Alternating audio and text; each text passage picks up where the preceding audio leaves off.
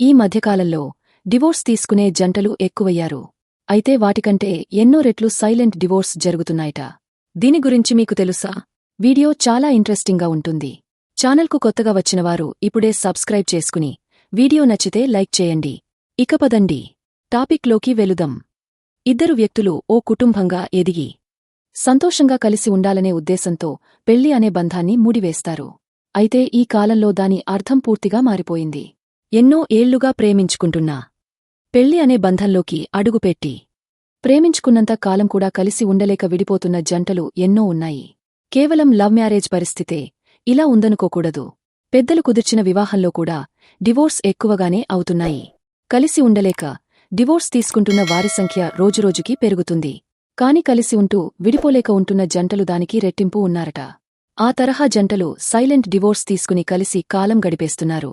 అదేంటి, విడిపోతే విడాకులు అంటారు కాని కలిసుంటే సైలెంట్ డివోర్స్ అనడమేంటని ఆలోచిస్తున్నారా?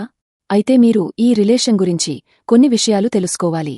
ఓ జంట కలిసి ఉంటూ ఒకే ఇంటిని షేర్ చేసుకుంటూ ఒకటే జీవితాన్ని పంచుకున్నప్పటికీ ఎమోషనల్గా దూరంగా ఉండడమే సైలెంట్ డివోర్స్. ఈ జంటలో ఇద్దరూ కలిసే ఉంటారు, కాని విడివిడిగా కలిసి ఉంటారు. కుటుంబం వల్లనో, పిల్లలనే కారణం వల్లనో, ఇతర ఏ కారణాలతో అయినా సరే వాళ్లు విడిపోవడానికి ఒప్పుకోరు. అలాగని ఒకరిపై ఒకరు ఇష్టాన్ని కూడా చూపించుకోరు. ఈ సైలెంట్ డివోర్స్లో భర్త లేదా భార్య ఒకరినొకరు పట్టుకుంటే పరాయి వ్యక్తనే ఫీలింగ్లో ఉంటారు. కొన్ని సందర్భాల్లో లైంగికంగా కలిసి ఉన్నా దానిని ఓ యాంత్రిక చర్యగా ఫీల్ అవుతారే తప్ప ప్రేమగా తీసుకోలేరు. ఇద్దరు కూర్చుని తమలోని భావాలు వ్యక్తం చేసుకోరు. రిలేషన్ని ముందుకు తీసుకెళ్లడానికి ఓ రొటీన్ అయితే ఉంటుంది కాని అది అర్థవంతంగా ఉండదు. ఇద్దరూ మాట్లాడుకోరా అంటే ఖచ్చితంగా మాట్లాడుకుంటారు, కాని అవసరాల కోసమే తప్ప ఇతర ఏ ఫీలింగ్ వారి మధ్య ఉండదు. ఇద్దరూ ఒకే ఇంట్లో ఉన్నా ఒంటరిగా ఫీల్ అవ్వడమనేది ఈ సైలెంట్ డివోర్స్లో భాగమే. నిజానికి ప్రేమ ఉంటే గొడవలు ఎక్కువగా ఉంటాయి అంటారు, కాని ఈ తరహా జంటలు గొడవను అస్సలు దగ్గరకు రానియరు. అది ప్రేమ కోసం కాదు, ఎనర్జీ సేవింగ్లా ఫీల్ అవుతారు. ఇప్పుడు కొడితే అయిపోద్దిగా, దీనికి గొడవ ఎందుకులే అనేది వారి ఫీలింగ్.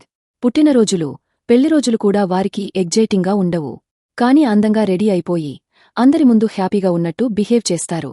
ఇలాంటివి ఒకటా రెండా, ఎన్నో కారణాలు తమ కళ్ల ముందున్నా వారు మాత్రం విడిపోరు.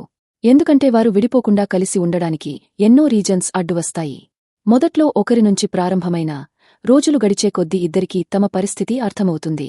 బట్ స్టిల్ వారు విడిపోకుండా రిలేషన్ని ముందుకు తీసుకెళ్తారు.